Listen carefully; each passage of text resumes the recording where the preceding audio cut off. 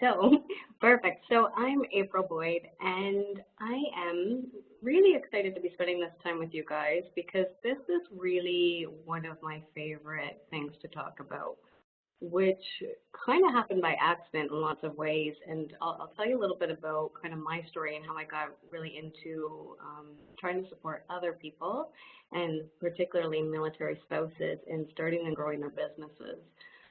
But I just want you to know that I really have so much respect for your time. So my intention is that this time tonight or today, depending on what time you're watching this at or what time you're participating in this at, it truly feels like a very good use of your time and like you're getting exactly what you need out of this experience. I know that we are all busy people, even in the midst of, this crazy kind of period of time that we're in, where a lot of us are spending a lot of time at home. But nonetheless, I really want to make sure that this really feels like the very best use of your time. So I'm comfortable, if it's okay with you, Amanda, if people have questions and they want to just, are they able to type those to you as we go, Amanda? Or they have to just kind of interrupt me? They can type and put their hands up as well, and I can address the questions. Cool. So people don't have to share any identifying details because, like Amanda mentioned, this is being recorded right now and will be shared for other spouses to be able to make use of. But I'm really happy and fine to be interrupted. So if you want to share something or ask me something, feel free. That's totally okay from my end of things as long as that works for you, Amanda.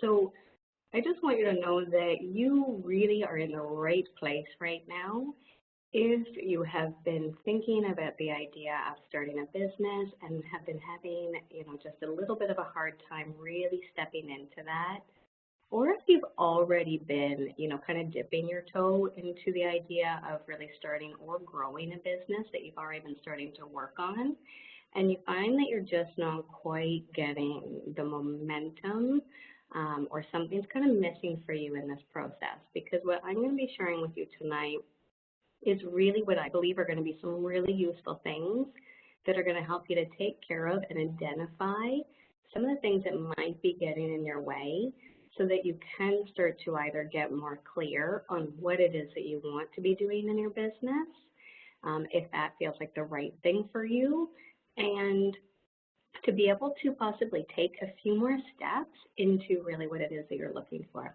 Can you change the slide for me, Amanda? So, as I mentioned, I'm April, and my training is not in business. My training is in psychotherapy, and I built a private practice, but I had decided to start doing some online work at that time and creating some online programs. And that was a period there was this time period that I hit where I realized that I was putting in a lot of energy into my online work. My private practice, my local private practice had been built up and was doing really well. But this was really a passion project for me on the side. It was almost a hobby for me. It was something that I just felt compelled to be creating resources for and putting those out into the hands of people that might not have been able to access good support. So that's how my online work came to be.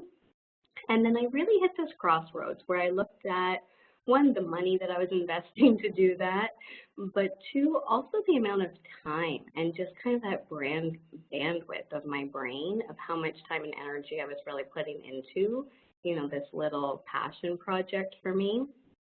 And it was at that time that I had to really step back and look at, does this make sense for me to continue to put my efforts in to the extent that I am, or should I really be kind of scaling down and truly just thinking of this as like a hobby or, a volunteer project in a way?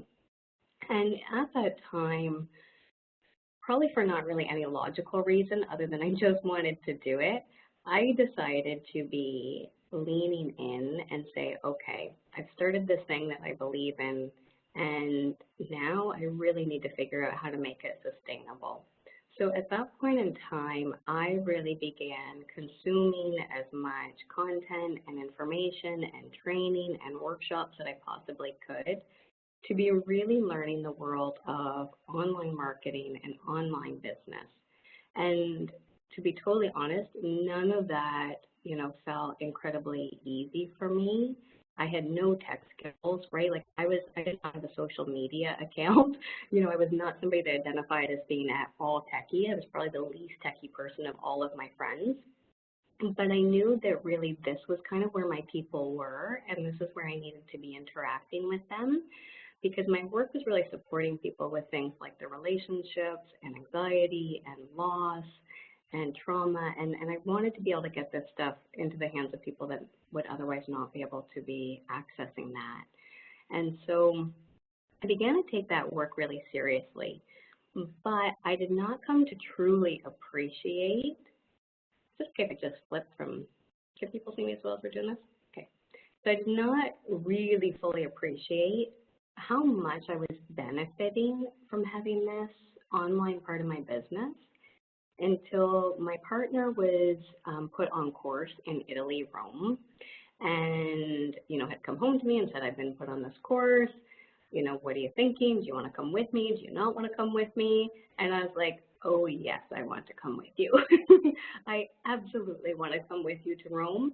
And so even though I was kind of terrified to step away from my local private practice that I was doing, I knew that this was kind of a once-in-a-lifetime opportunity. So once we got to Rome, I had such an interesting kind of wake-up call in lots of ways. This was the first time that I had left behind so much of my world to be able to really ride shotgun in my husband's career to this extent. And it was a bit jarring, to be totally honest. And I became so appreciative of the fact that I had built this business that, one, gave me, and this was just my own personal experience of it, that gave me a sense of my own purpose, that gave me a sense of my own outlet for my creativity, for doing work that felt meaningful for me.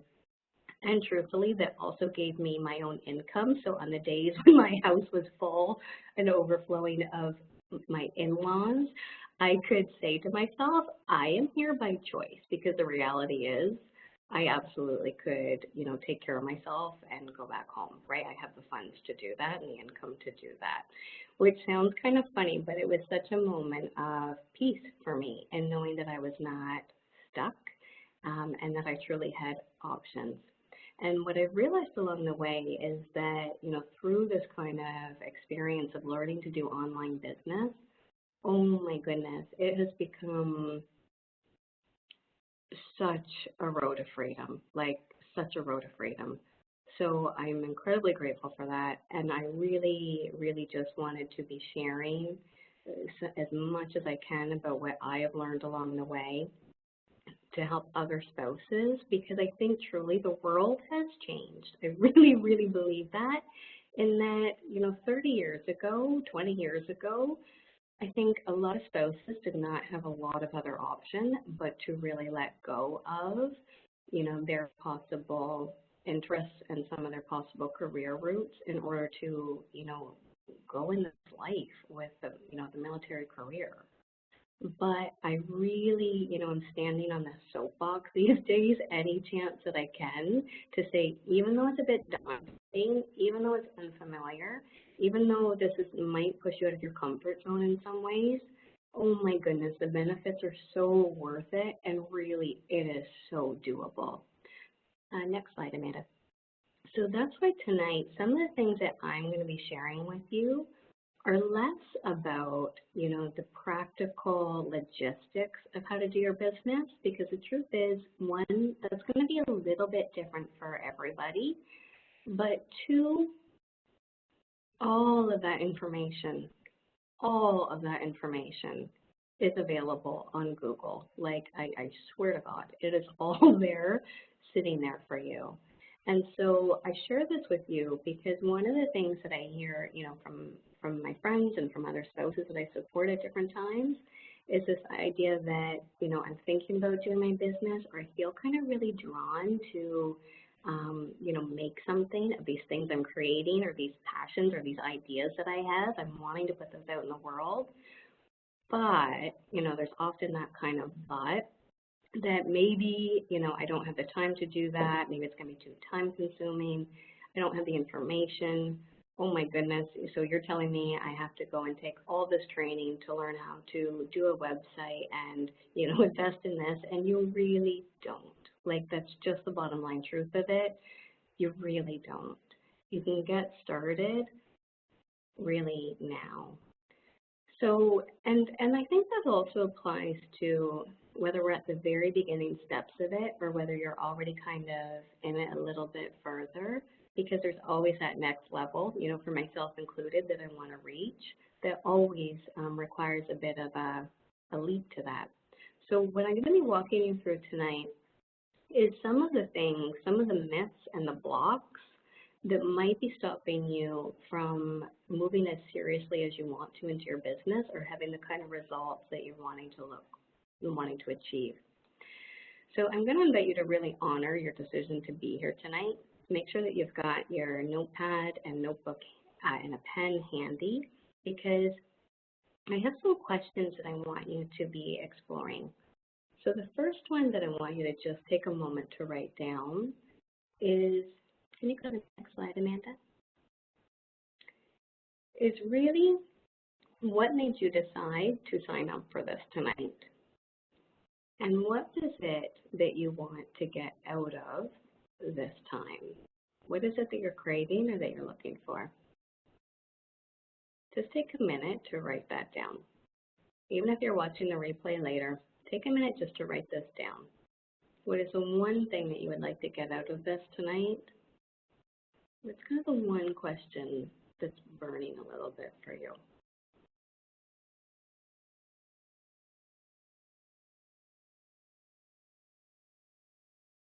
Cool. So we can come back to those later when we do the Q&A part of this. So the first barrier and block that I see a lot of people really getting stuck on is this idea that I have to wait until I have the perfect idea, or I have to wait until I know for sure what the right business is for me to start, or I have to wait as I start to work on these things. There's one more thing for me to tweak, one more thing for me to change, and I have to get this really perfect. And the other thing that happens is what I call analysis paralysis, which basically means we get caught so much in that research stage of things, in that Googling stage of things, in this idea of not knowing what the next right step is. And so we actually don't take any steps at all. We just kind of spin with that.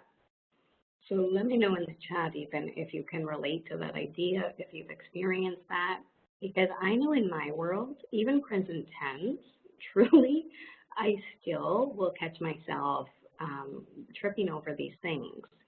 And so what I want you to know is that if you are experiencing this, it doesn't mean that you're not ready. It means that this is truly an inevitable, built-in part of putting your ideas out there into the world. It just is a built-in part of it. So I really believe in this idea that, and Marie Forleo, who actually, you should write her name down if you're not familiar with her already. Marie Forleo says that done is better than perfect. And if I did not apply that motto to, the things that I do, the reality is there would be a very small percentage of my programs and my offerings that have gotten into the world. And that would actually be a little bit tragic, because right now, those programs that I was talking about earlier are servicing people, literally thousands of people, throughout 24 different countries at this point in time. And so, from my world, that's women and couples in 24 different countries who would not be getting the support that they need. And that's really sad. And I want you to just consider and try on this idea that whatever it is that you're thinking about offering, whatever it is that you're thinking about putting out there is room for it in the market, and it is needed. People want whatever that thing is that you're offering. Like, that's just a basic fact. So Elizabeth Gilbert has this quote that I love that I also use as a mantra on a regular basis, which is saying that Perfection is really just fear in really good shoes. And if you hang out with me very much, you're going to hear me referencing that, at various points in time because it is just so true. Perfection is just fear in really good shoes, right? And it's like we polish it and we polish it and we polish it because we want to reach this point where we're kind of inoculated from criticism or we're inoculated from failure. And the truth is that those are also just built-in parts of the process. Next slide, please. So let's take this moment to just really check in and make space for those mixed parts of us, right? We have the part of us that can fully see at least a glimmer of that vision of what we could be doing or could be offering. But we also have that part of us that's like, not right now, that's probably not a good idea, right? Whatever those things are that you're kind of debating with yourself. So let's take a moment to just really write it out. What are the benefits of you not taking your business more seriously? What are the benefits of you not really leaning into that vision or that calling that you hear calling your name? What are the benefits of this, of not doing it? I'm going to get you to take a moment just to write it out. What are the benefits of not doing it? And I'm going to read out, just a couple. I'm pulling out my paper here because I wrote out something that I have heard and that I've also experienced for myself at different points in time for some of these too. So some of the fears that I hear or the cons, right, that don't really get said out loud, because here's the thing, if you were to ask somebody, if I were to ask you in conversation, why you haven't done it yet or why you're not doing it more, the things that people tend to say to me is that thing that they don't have the knowledge or they don't really know how or they couldn't find a location or, they kind of tried but it didn't work. And the reality is, and I say this with deep love and respect, those are all just the lies that we tell to ourselves to keep us safe, right? Those are just the ways that we try to cushion ourselves from putting ourselves out there. So let's just kind of write it out and listen to see if any of these ring true for you. One of the benefits of not doing this might be that I don't have to worry about wasting money if this doesn't work. My partner doesn't really support this, and I kind of feel like I need their support to do this. What if this really does take up all of my time and I don't feel like I'm able to be the mom that I want to be or the partner that I want to be or the employee in my other job because I'm putting so much time into this? What if it takes something away from me? What if I open up this door of stepping into this different kind of life where I'm now having my own income or my own business, and then there's other changes that I want that I don't want to want? What if this opens a door and it's a slippery slope of too much change? And one that I think really gets carried around a lot is, what if people make fun of me? What if people think I'm an idiot for doing this? What if people think that this is really stupid? And I'll share with you that this is one that I had to really look at for my own self, because when I moved from just my local private practice to going online, I realized with the kind of nature of the things that I was talking about with people in my work, right, loss, relationships, anxiety, heartbreak, they needed to see my face. They needed to see, who was actually talking to them and creating these things for them, and that I wasn't just kind of, email copy and script to an unknown person. And that was jarring for me because, one, like I said, I did not even have an Instagram when I started, and it was totally foreign to me to not just be kind of really putting myself out there, but literally be taking selfies of myself, which, by the way, is not required depending on kind of what business model you want to do. But for my model, it felt like people needed to see and know and trust who is talking to them. It's not required for every single business, but it was required because of the intimate nature of what I was talking about with people and what I was inviting people into. And so I know that there's been times when I've been out with a group of friends and I'm taking a selfie and I know that I'm getting judged and critiqued for that, right? And it's just, the thing is that we think that we're supposed to get to this place where we say, okay, when I feel more solid in this, right, eventually I'll feel more secure in what I'm doing and then I'll put myself out there. But if you identify with that, here's what I really want you to know. That magic time never actually happens. In reality, you have to put yourself out there when it's not comfortable, and it is only by doing that that you become confident in doing it. And I think there's also that piece of, some people kind of, when they're just talking about relationships and different things, I'll sometimes hear people say things like, yeah, well, I don't care what people think anyways. And I never believe that, right? Because the reality is we actually all care what people think. I can tell you that as a psychotherapist. We all care what people think, unless they're truly psychopathic or sociopathic. But everybody else cares. And so when we're putting ourselves out there, it's not that we don't care about what other people think and we've reached that point. It's that you've actually chosen to care more about what matters to you. You've chosen to care more about what you think than about what they think. Next slide, please, Amanda. So here's what I also want you to look at. So we've looked at the cons of why you should not be doing your business. But what is the benefit of doing your business? Specifically, I want you to write down, how would your family or loved ones benefit of you taking this more seriously? Write it out.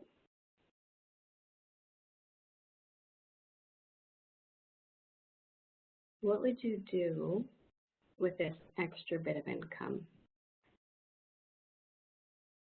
What is it that you would be role modeling? So for me, one of the things that helps drive me in the success that I want, my version of that success, is I love the idea that my niece is witnessing what's possible for her. So that is a driving factor for me. One of my other goals is really I want enough financial security that I can be as generous as I want to be, that I can help out with as many causes or situations as I choose to. So these are some of the things that might benefit your business with your loved ones and family or community and circle too. So just write that out. Next slide, please, Amanda. And how would that benefit your relationships, or even just what you're bringing into your relationship with your household or your kids or your family, if you really were tapping into this part of you that was creating things that you cared about, that was energized, or getting the stress reliever of maybe making things that you love to make and sharing those with the world, how would that benefit? The next thing I want us to look at is how would your business benefit your potential clients or customers? Take a moment and write that out. How would your business benefit the clients or customers that might be buying your products or using your services? What is it that you're offering them? So if you're a yoga instructor, when you picture how good you feel when you leave a yoga class, when you picture maybe what some of those changes of going to yoga has done for you, I want you to think about how that also benefits your clients or customers.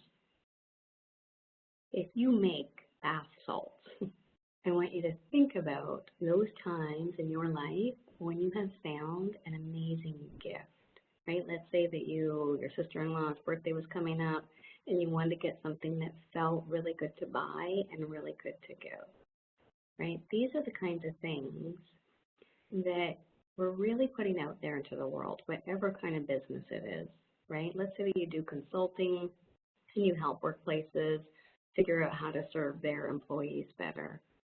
Think about the benefits that you want to offer those employees or those customers in those businesses. Next slide, please. And so the last thing I just want to say about that last slide for just a second is one of the most useful things that I've learned along some of my business training is really recognizing that whatever business you're in the business of solving problems for people, right? Because when you think about it, anytime that you actually take out your wallet and you invest in something, whatever that thing is, you're investing in it because you believe it's going to solve your problem, right? I buy a bottle of water because I'm thirsty. I buy a present for someone because I have an event coming up, right? Or because her birthday's coming up and I want to show her that I care about her. So when I find the perfect gift, that's actually solving a problem for the person buying it. So if you're offering services, how do those services change or impact or take away stress from people's lives? The other question I want you to think about, and this I think is related to some of the blocks that sometimes slow us down, is when you just take a moment to picture it in your mind and write down anything that comes up. This will be a replay, so you can always listen to it again and press pause to take more time with this. Who is the version of you who is already running a successful business? What does that version of you look like? How is she moving through her day, or how is he moving through his day? What are the activities they're doing? What are they having for breakfast? What are they having for dinner? How are they spending their time? Are they going to the gym, right? I just want you to picture what that version of you that is already running a successful business looks like. Because this is one of these things that really we tend to kind of sometimes hold those things off as really far and out of reach. But the reality is we can actually kind of reverse engineer this a little bit. So for instance, when I was hanging out in Rome, one of the things that would drive me nuts was because we had this small apartment and it was always full of guests. Because like I said, when you move to Rome, everyone wants to come visit you.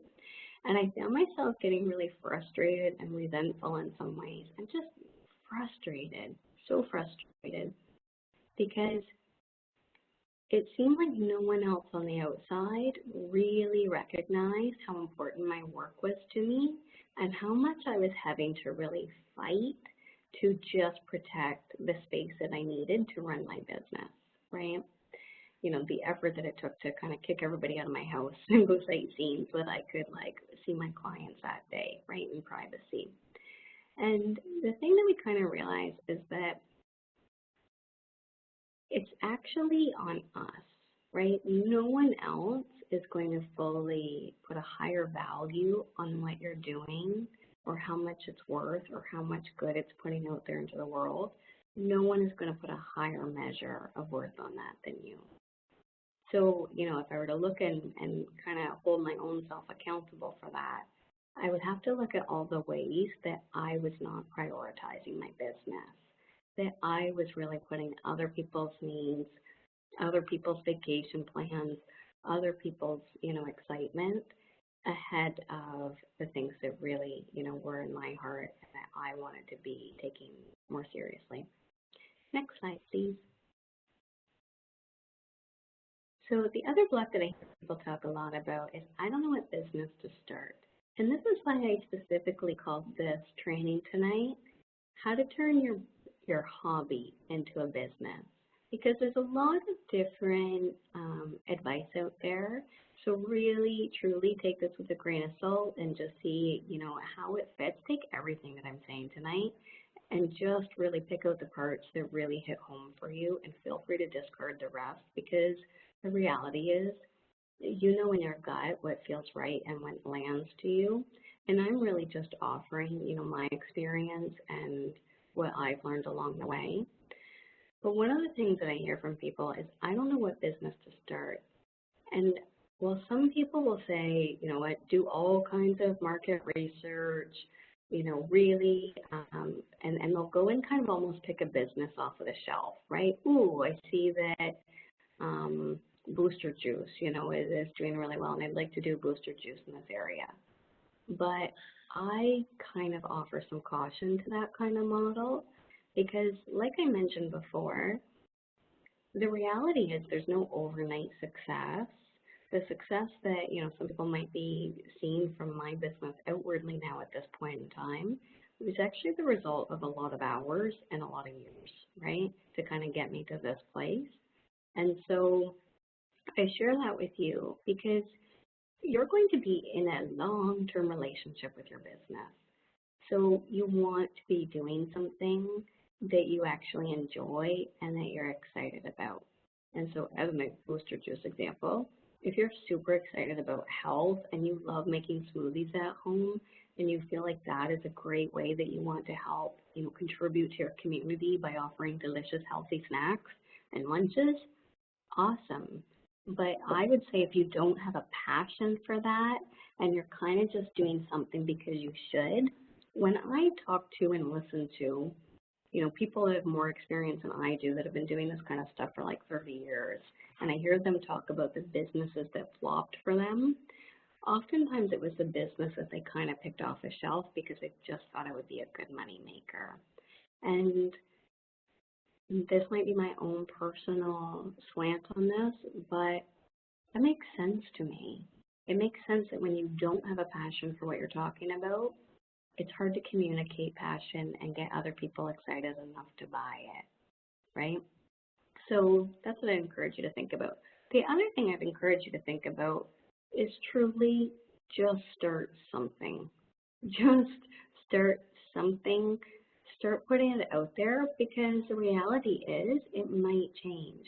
The business that I'm running now in some ways has parts of the original business that I started with my psychotherapy practice, but it's also morphed and changed in ways that I was not anticipating at that time, right? At that time, I was so happy, and I still absolutely love doing my one-to-one work. I'll do that till the day I die, hence that's probably a good business model for me. I truly volunteer to do that at times. I volunteer to do this now, right? So that's a good example. But you have to have that kind of passion, and it could just be that you really enjoy it. So let's say you love making wherever that home decor thing is for people, but you really enjoy making it, that is going to get translated into, how you grow your business around that thing. So you have to just start.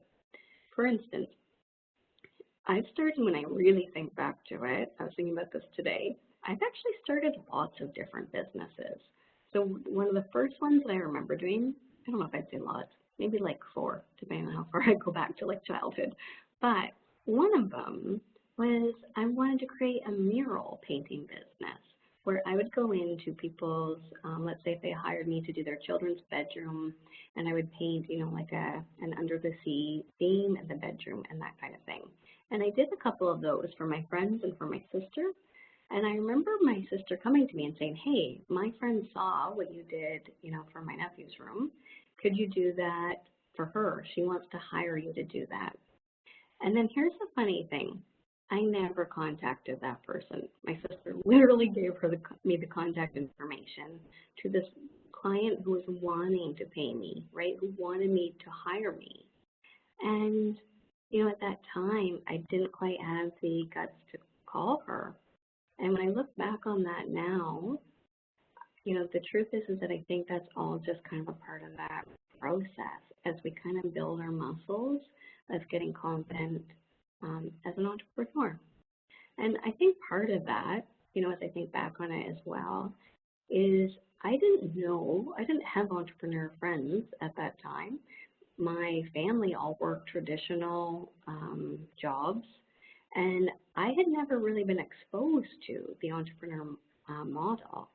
So I think at that time, I think I was in my 20s at the time, when I had that urge to put that out there, I had the desire, right, to put out the things I was creating, but I think it still felt a little bit too foreign and had a reach for me to follow up with it. So I share that with you because whatever point in the road that you're at, even if you pivot, even if you throw it in the garbage and start over, it's all just kind of grist for the mill, right? It's all just good stuff that you can alchemize into whatever it is that comes next for you. The fact that you're on this call with me right now is really good proof that you have this desire. And I honestly, truly believe noticing that spark and giving it your respect and listening to it is such an important and powerful thing to do.